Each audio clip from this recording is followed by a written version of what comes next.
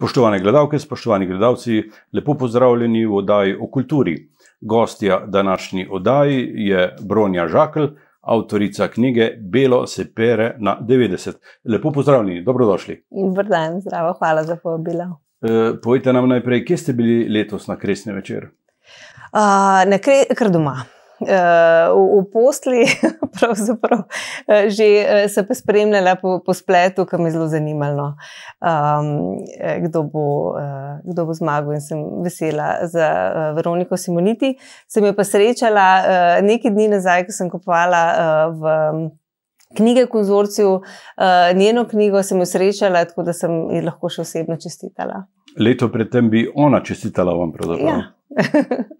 Kakšen je bil takrat občutek, ko ste kot novinka, bi rekel tako, zelena pisateljica, nenadoma zmagali? Ja, krasen, itak krasen in res in zares nisem pričakovala, no. Ker ponavadi niso Kresnika nekako te literarne nagrade prijele knjige, ki bi bile v večini primerov, bom rekla, no, tako popularne, tako brane, in sem mislila, da bo v bistvu to moj minus in da bom zato nekako, da ja, med 5, ja, ampak da ta glavna nagrada, da mi bo pa ušla. Sem mislila, da bo to glavni minus, no. Pa vendarle ni bilo tako. Povemo še to, po poklicu ste, po izobrazbi ste novinarka, kruh pa si služite v banki. Ja, zdaj trenutno nekaj let, no, skoraj že 10, sem v banki, prej sem bila pa v marketingu. Končala sem pa novinarstvo, ja. Belo se pere na 90 je avtobiografski roman. Je bilo kaj samocenzure? Pravzaprav ne. Zares ne, zaradi tega, ker jaz sem dolga leta, pisala sem jo zelo dolg časa, no, in dolg časa sem jo pisala pravzaprav zase in za svoja 2 otroka. Ni bilo to mišljeno pravzaprav, da bo sploh enkrat knjiga. Jaz sem si samo želela pisati, gledala sem vse skupaj kot nek hobi, kot besedilo, kot nek tekst, v katerem sem uživala. In zato se tudi nisem samo cenzurirala, ne. Jaz sem pisala povsem brez filtrov, mislila sem, da to praktično nihče ne bo bral, in zato se tudi nisem ukvarjala s tem, kaj bo o tem, kar je napisano, rekel kdo drug, ne. In mislim, da je to plus, no. Pa vendar knjiga ni samo, bi rekel, besedilo, zgodba o vas, vaša, ampak pravzaprav cele vaše rodbine, cele generacije. Ja, to je v bistvu zgodba o meni in zgodba o moji družini, a ne, ki jo pripovedujem mami, svoji mami, ki sem jo izgubila, ko sem bila stara 14, in želela sem v bistvu ji povedati na nek način, kako se spominjam časov, ko smo bili še skupaj, vseh tistih srečnih mojih 14 let in kaj vse se je zgodilo potem, ko je ni bilo več. Ko sem bral knjigo, me je presenetilo to, da pravzaprav govorite o težkih zadevah, o smrti, o hudih boleznih, o žalovanju, pa vendar brez patetike. Ja, brez patetike. Jaz že sicer nisem tak človek, ne, ki bi bil zelo patetičen. Tudi govorim brez moraliziranja, ne. Recimo, ker zlahka ob teh temah, kot so torej smrt, minljivost, bolezen, krhkost, samost, zlahka zdrsneš na to stran patetike in moraliziranja, in tega sem se v velikem loku poskušala ugibati, in v bistvu sem iskala orodja, poti, stil pisanja, torej, ki mi ne bi vrgel čez ta rob in v patetiko, ker mislim, da bi s tem v bistvu literatura izgubila. Pri stilu pisanja velja omeniti to, da ste uporabili zelo kratke stavke. Včasih se zdi, kot da beremo opombe v scenariju za film. Ja, jaz sem vedela prav zaradi tega, ker je zlasti ta drug del knjige, torej po mamini smrti, težek, ne, vsebina je zahtevna, ukvarjam se torej s tem vprašanjem minljivosti, krhkosti, samosti, in vedela sem, da lahko v bistvu s stilom pisanja vse dobim ali pa vse izgubim. In zaradi te goste vsebine se mi zdelo, da bo nek asketski minimalističen stil najbolj primeren, in od tod te kratki stavki.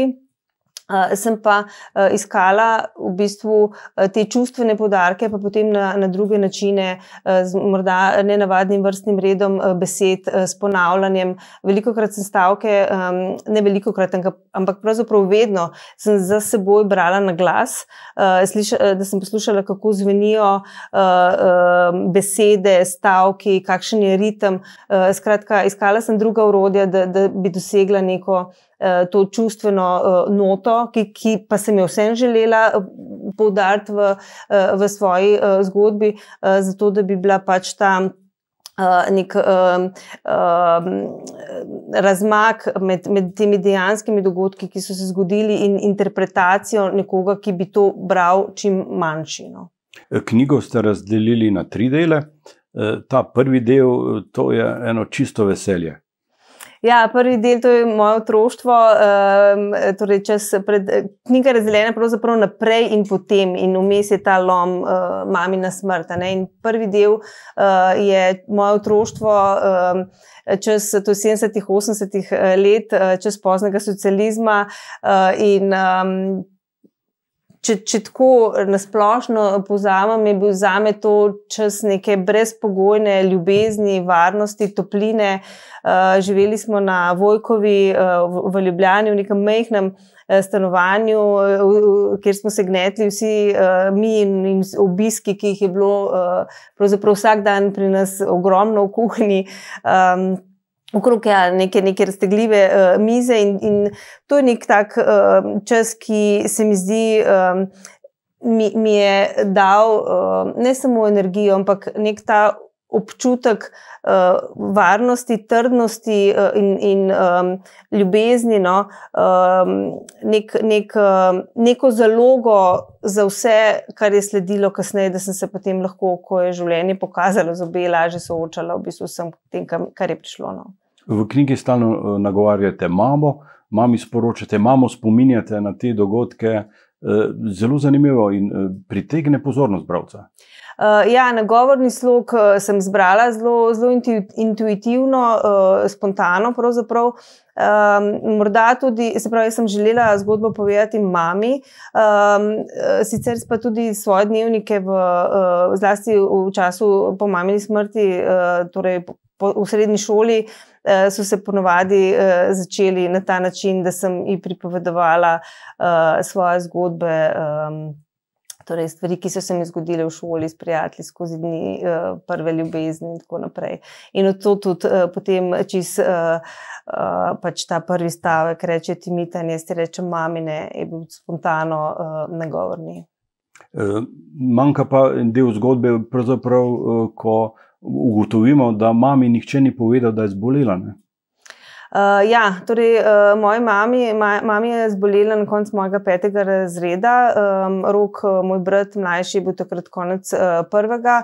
In diagnoza je bila tako huda, torej karcinom na želodcu, da so ocenili, da ji pomoči ni več, in da je, tako so mi rekli kasneje, premila, prešibka, da bi ona, pa časi so bili drugačni, to so bila 80-ta, ne tako kot danes, ko se diagnoza v nobenem primeru ne more prekriti, saj mislim, da ne, se tudi zdravniška etika je drugačna, ampak skratka ocenili so doma, da mami ne bi bila sposobna take diagnoze prenesti, in so jo prikrili, pač rekli, da ima rano na želodcu. In v tej veri je živela v bistvu do svoje smrti, ki je sledila potem 3 leta kasneje. In midva z Rokom tudi. Zdaj, kar se naju tiče, sem hvaležna, da tega nisva vedela, ker sva imela prehranjenih 3 leta brezskrbnega otroštva. Težko pa razumem, da tega niso povedali mami, ker potem kasneje, ko sem tudi sama zbolela in se soočala tudi sama večkrat z rakom, vem, da je to resnico težko sprejeti. Jasno, da je šok, da nobeden ne more to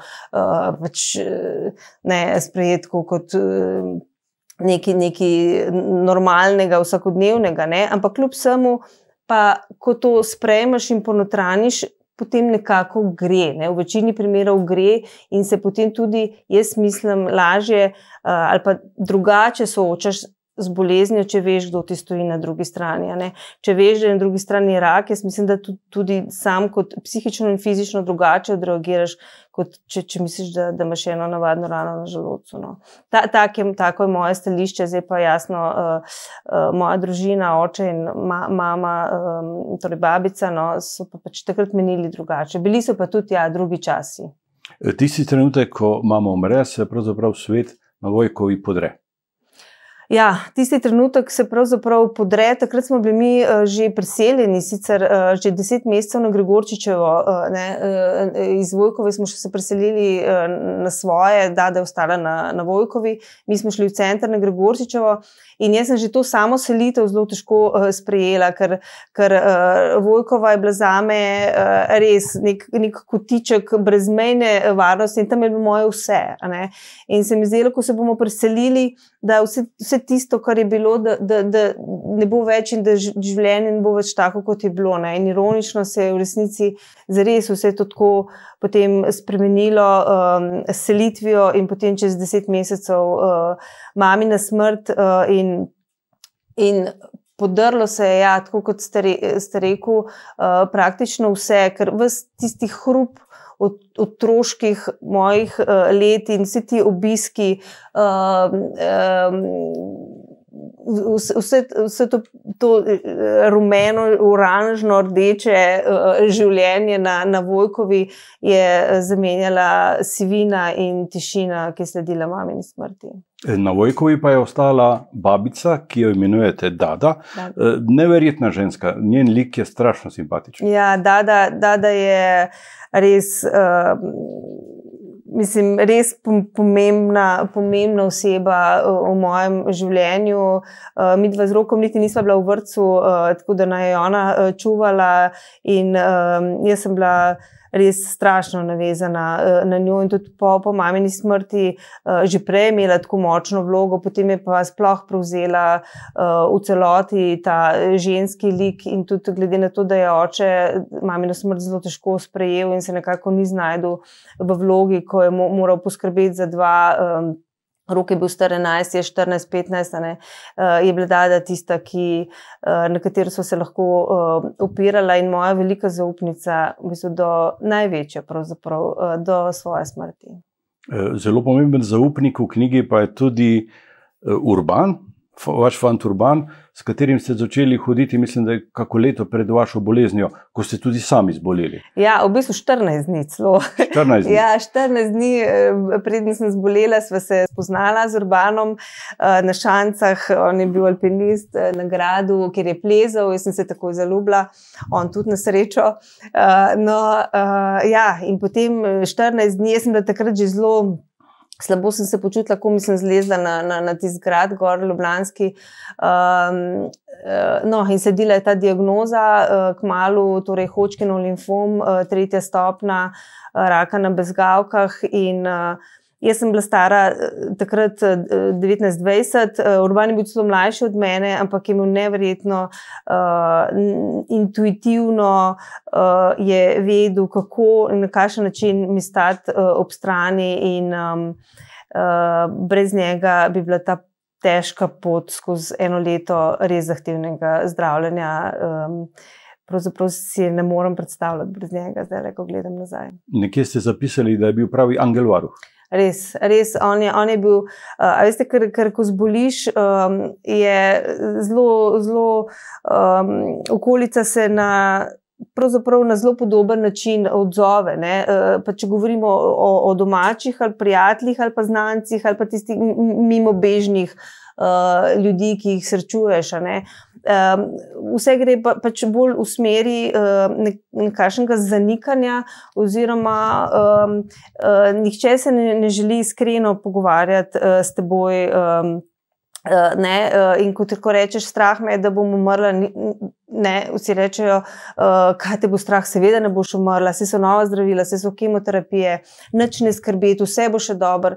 Ampak to so stvari, ki ne pomagajo, to so neke prazne besede, ki izvenevajo in so mi dobesedno šle čez eno uho noter in čez drug, ven, zato ker mene je skrbelo, ne, ker je normalno, da te skrbi, ko si enkrat star 20 in imaš raka, te jasno tudi skrbi, da boš umrl. Ne, in so trenutki,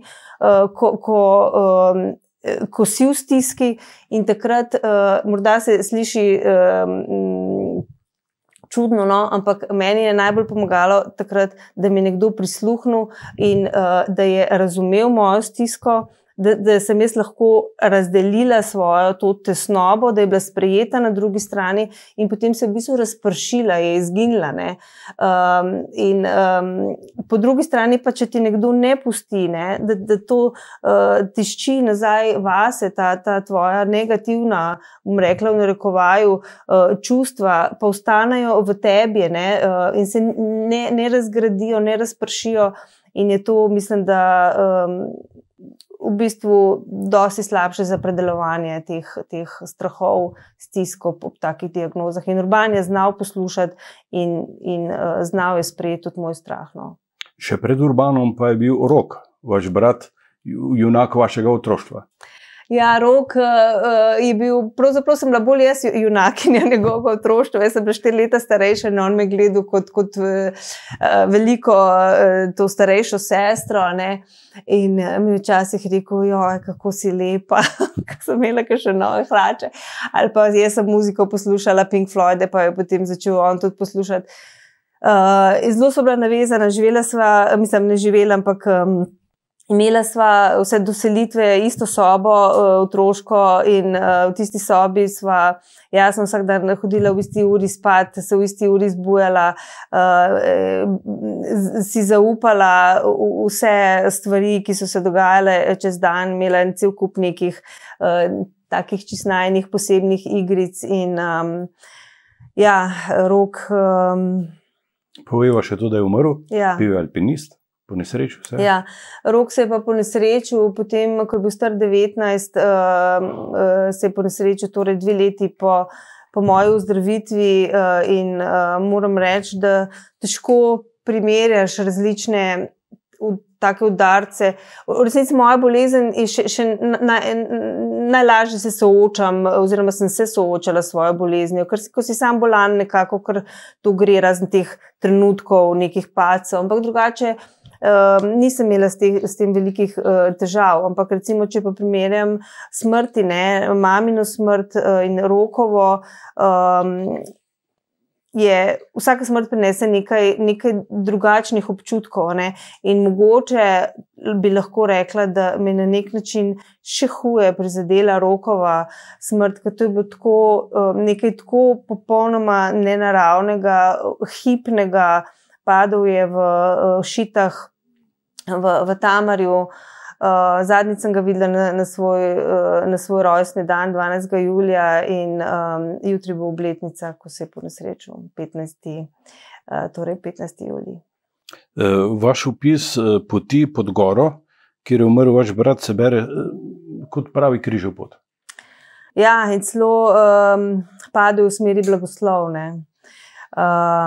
Smer, kjer je omahnil, on je torej šel plezati neko precej lahko smer, pred odhodom na morje, samo malo poplezati pravzaprav, no, in je zašel iz te smeri v neko težjo smer, predvsem pa slabo zavarovano, oziroma že leta nepreplezano, starimi klini zavarovano. Padel je v bistvu na prvem cugu, tako da je padel praktično pred svojo soplezalko in ja, to je bila smer blagoslov. V zadnjem delu knjige opišete še smrt vaše babice, Dade, ki ste jo imeli, kot sva že prej rekla, strašno radi. Zdi se mi, da gospa nikoli ni mogla preboleti hčerkine smrti in tudi, bi rekel, smrti vašega brata Roka, ne? Ja, mami je bila edinka in ta smrt je zarezala globoko v našo družino in jasno tudi v Dado. Potem pa še ta udarec z Rokom, tako da je v bistvu na nek način z rokovo smrtjo na nek način Dade skoraj da ni bilo več, ali pa vsaj leta je ni bilo več zame. Ne. Mi dve sva ure in ure presedeli doma v njeni kuhinji v tišini. In tista kuhinja, kjer je bil včasih tak hrup in tako veselje in štosi in pivo in kartanje, kockanje, druščina in tako naprej, je v bistvu utihnila, Dada je sedela na eni strani mize, jaz na drugi in po cele ure nisva rekli nič. No. Potem je imela eno kap, drugo, tretjo in na koncu se je poslovila, je pa, tako kot sem prej rekla, vsaka smrt je drugačna in pri Dadi, kolikor mi je bilo težko, da je odšla, sem imela ta, če lahko temu rečem, privilegij, da sem vsaj z Dado lahko bila do konca in da je umrla v mojem naročju. Ni bila lahka smrt, so mi rekli, ne raje grem, ker je voda zalivala pljuča in verjetno ti, ki se na to spoznajo, vejo, kako to izgleda, ko umiraš, to ni tako kot v filmu, da zapreš oči, rečeš 2 besede in je konc. Ampak neverjetno je zelo težko prenašam in kri in ne, ampak te trenutki spremljanja Dadinega odhoda so bili eni izmed najlepših, pravzaprav pa najmirnejših trenutkov mojega življenja. In hvaležna sem res za to, da sem imela takrat toliko poguma, da sem tam ostala in da sem jo lahko do konca držala v svojih rokah. Šele po vseh teh smrtih pa se je na nek način razpletla tudi očetovska zgodba. Namreč stari oče vaš s hčerko, vašo mamo, desetletja ni govoril, ne? In šele po njeni smrti vas je poklical in želel, da sta šla skupaj na Žale.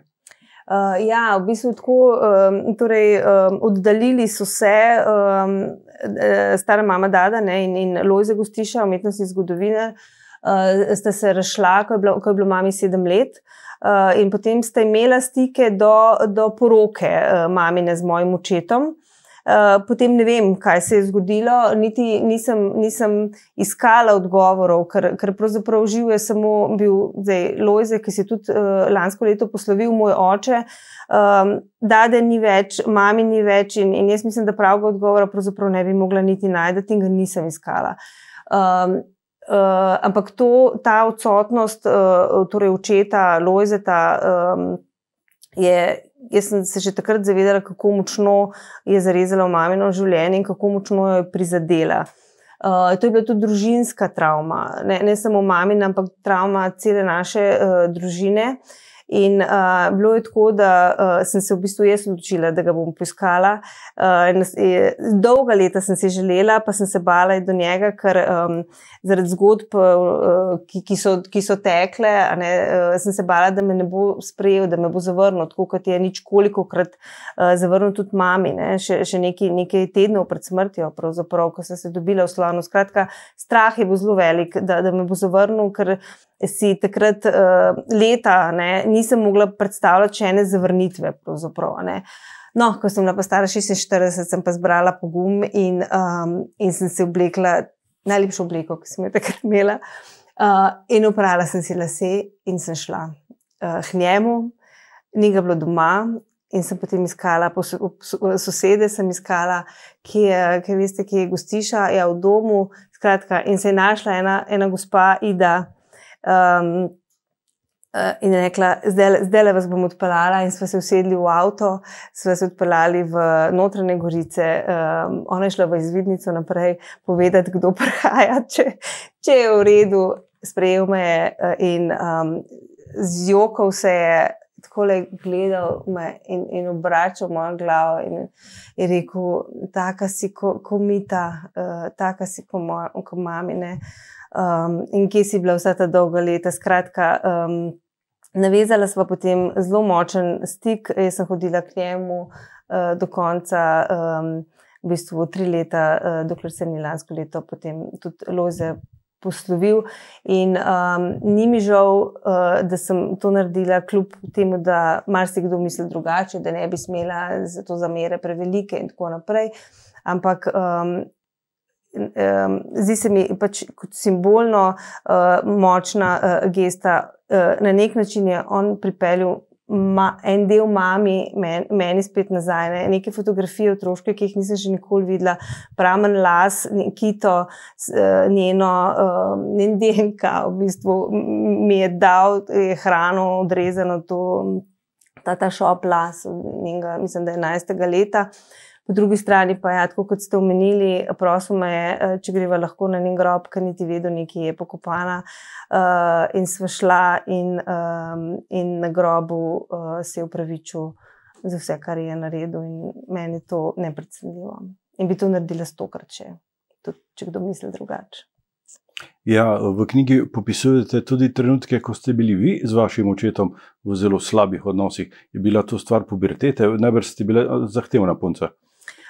Ja, veste kako, siguran, ja, puberteta je pač neko obdobje, ki ga redko kdo zelo mirno prepluje, ne. Poleg tega se je pa, in pravzaprav do zdaj, sem bila zelo zahtevna najstnica, ne.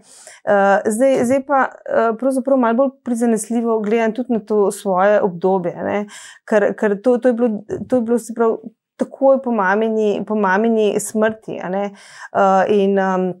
in ja, v tem času se je zelo skrhal najin odnos. Jaz sem bila prej očetova punčka, ne, po rokah me je nosil celo v bistvu moje otroštvo. Res smo se dobro razumeli, naučil me je smučati, cel kup enih stvari sem dobila od njega, ampak potem so se stvari zapletle, odnos se je popolnoma podrl in še dodatno potem zakompliciral ob moji bolezni, ko mi ni zmogel, no. Saj jaz razumem, sem takrat razumela in tudi zdaj razumem, pač mi ni zmogel stati ob strani, ker je pač mislil, da bom šla po isti poti, kot je šla mami, in enostavno ni zmogel moči, da bi bil z mano ne v bolnici, ne doma, ne, pač mislil, da se ne bom pozdravila, no. V zadnjem 3. delu knjige, ki je sicer zelo kratek, pa bralca pripeljete skoraj v današnji čas. Ja, imela sem kar nekaj razmislekov o tem, kako bi stvari končala, kje bi končala, na kakšen način, in zdelo se mi je, da je glavni del, da se konča torej z Lojzetom, da se ta krog sklene, a ne. Ker potem jasno so se zgodile lepe reči, a ne. Imam 2 otroka, Katjušo, zdaj 16,5 let staro, Matijo, ki bo zdaj 18, ampak se mi ni zdelo smiselno razvijati pač kronološko potem naprej stvari, tako da sem potem zaključila samo na nek tak način, da se vidi nek utrinek življenja, kot ga živim sedaj. Ja, v to sedanje življenje sodi tudi podatek, da ste do današnjega dne prodali 14,853 izvodov knjige. To je za naše razmere nekaj neverjetnega. Ja, mislim, meni je to popolnoma neverjetno. A veste, ker ko je bila knjiga, ko je enkrat, ko sem torej ko se je Beletrina odločila, da mi bo izdala knjigo, se mi je zdelo, jaz sem bila nepopisno vesela zaradi samega dejstva, da bo knjiga izdala, da bo izdana pri taki založbi, ki jo cenim, sem vedela, da imam fajn urednico, da bo tehnično to vse skupaj dobro laufalo in tako. Ampak imela sem seveda pomisleke, ne, ker se ukvarjam s temami, kot so rak, smrt, ne, ki so pogostokrat zbanalizirane, ne, tako kot so prej rekla na skupni imenovalec, neke patetike in moraliziranja.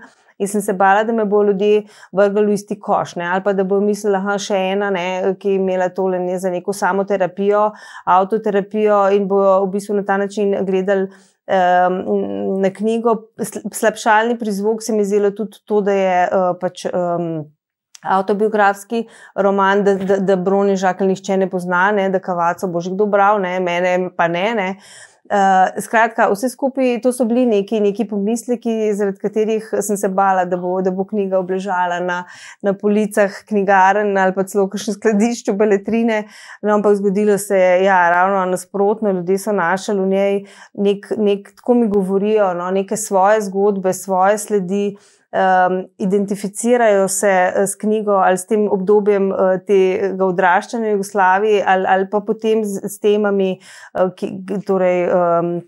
ki jih opisujem kasneje. In se mi zdi, da to so teme, predvsem ta drugi del, za katere se težko sploh v današnjem času, v današnji družbi, ko hitimo en mimo drugega, ko so na prioritetni listi čisto druge vrednote, težko pogovarjamo v medsebojnih srečanjih na kavi, ne.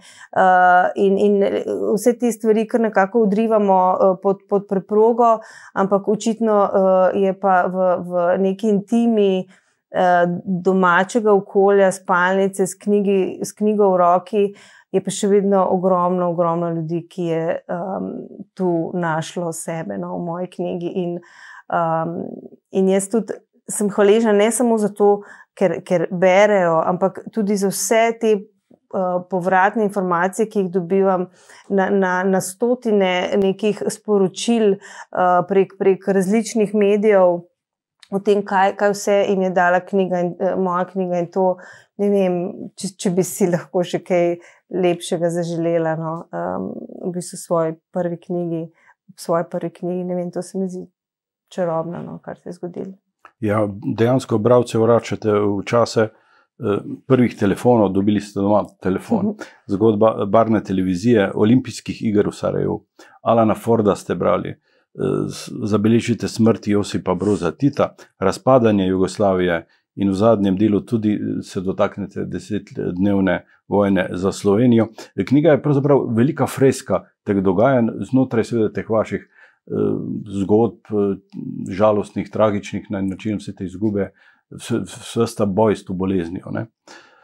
Prihajajo novi prevodi, v hrvaščino beremo, italijanščino, makedonščino. Kako ste zadovoljni, kako vaša knjiga deluje v teh jezikih? Ja, jaz italijansko ne znam, ampak verjamem, da je Michele Obid zelo dobro to prevedel.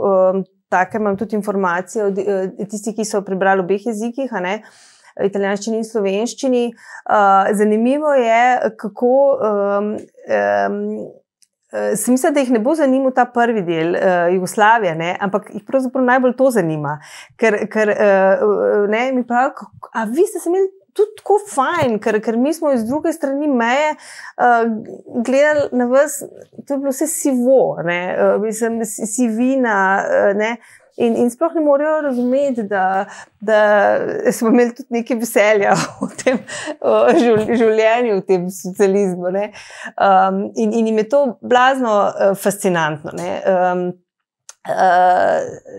Recimo za hrvaščino, zdaj še ne vem, ker bo pač še išla pri nakladi Ljevak. Lahko pa rečem, da je Anita Pentis-Tantič prevedla fenomenalno knjigo. Res, poslala mi je v pregled, še nekaj sva spili, nekaj delov, in moram reči, da eni odlomki, zlasti iz tega spet prvega dela, se mi zdijo še boljši kot v slovenščini, tle okrog tega Alan Forda, Sarajeva in tako naprej, ali pa kakšnih teh očetovih štosov.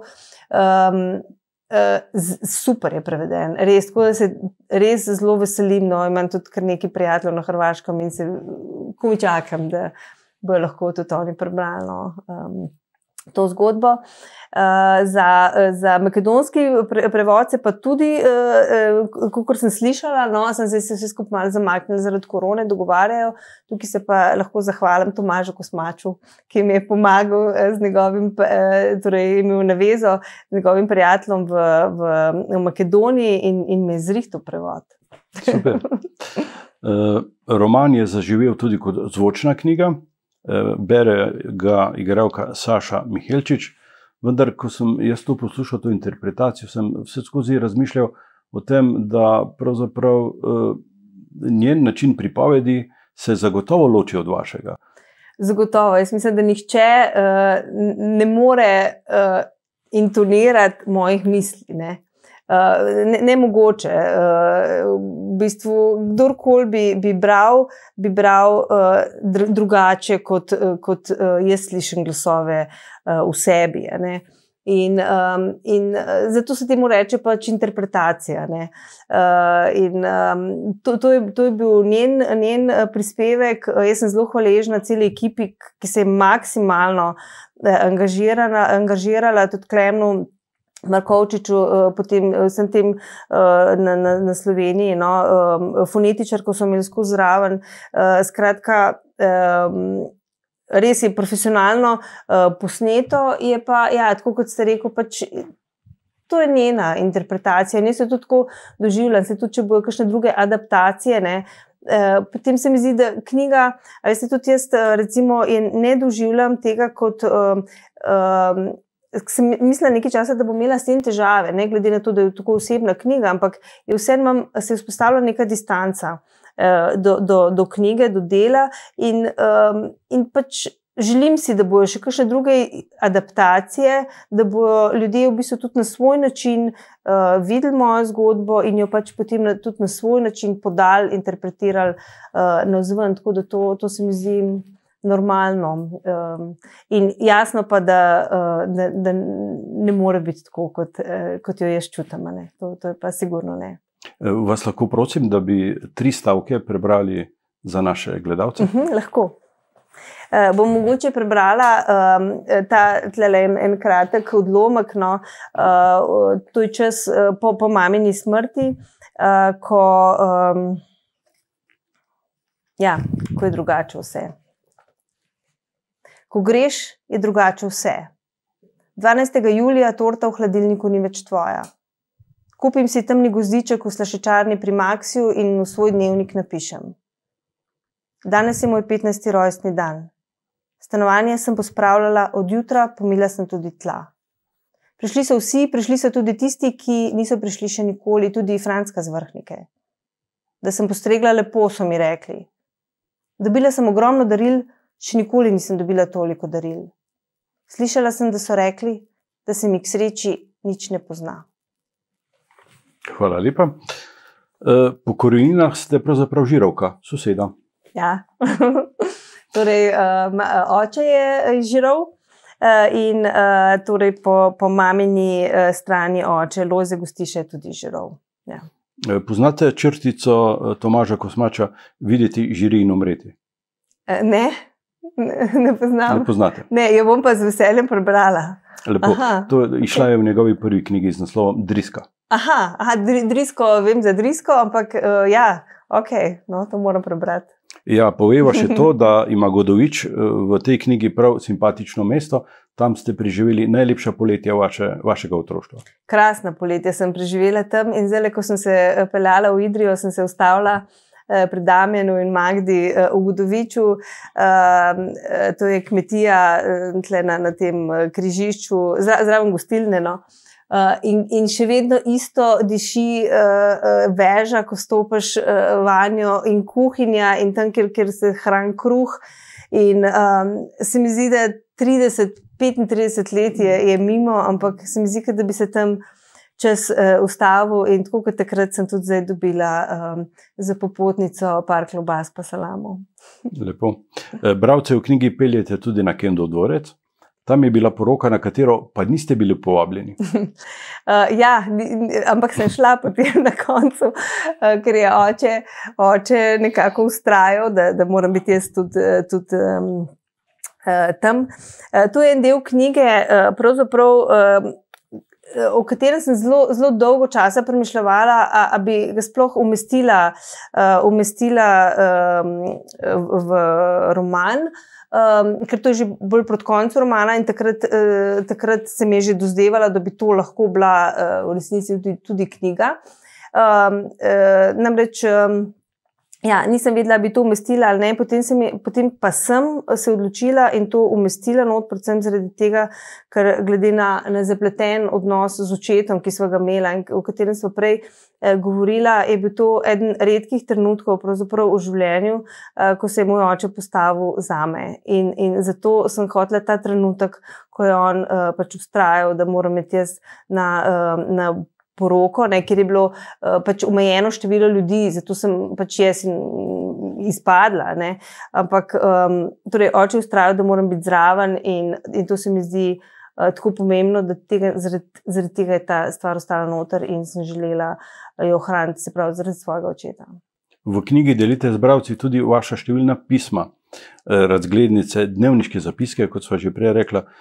Pred desetletji je bilo pisanje pisem nekaj običajnega, vsakodnevnega, danes se pisma skoraj ne pišejo več. Ja, in tudi jaz jih ne pišem več, včasih sem pa pisala, predvsem, ko sem bila v Londonu, recimo po srednji šoli, ko sem šla v London, sem Dadi in Roku pisala pisma po 20-30 strani dolga, jaz ne vem, če jih je kdo sploh v resnici prebral, ampak jaz sem grozno rada pisala pisma in grozno rada sem jih tudi dobivala, jasno brala in večino jih imam tudi še doma. Jaz sem tak hrček in zbiram vse, zato mi tudi zelo pomagali pri pisanju knjige in tudi fotografije imam doma, zapiske, listke iz hladilnikov, sporočilce svojih fantov in tako naprej, ja. Kaj pišete sedaj? Zdaj trenutno rada bi pisala, napisala v bistvu še kakšno reč. Zapisujem si bolj misli, odlomke, neke iztočnice. Ne vem še o čem bi pisala, vem samo, da bi rada pisala, ker v bistvu to ustvarjanje je bilo ena najlepših stvari v mojem življenju, no. Kdaj začnejo snemati film o vaši zgodbi? To bomo pa še videli. Upam, da bo. Da bo. Upam, ne vem, bomo videli. Se mora še kdo prijaviti. Bronja Žakelj, hvala, da ste bili gostja v naši oddaji. Želim vam vse dobro v vašem življenju in še obilo dobrih knjig.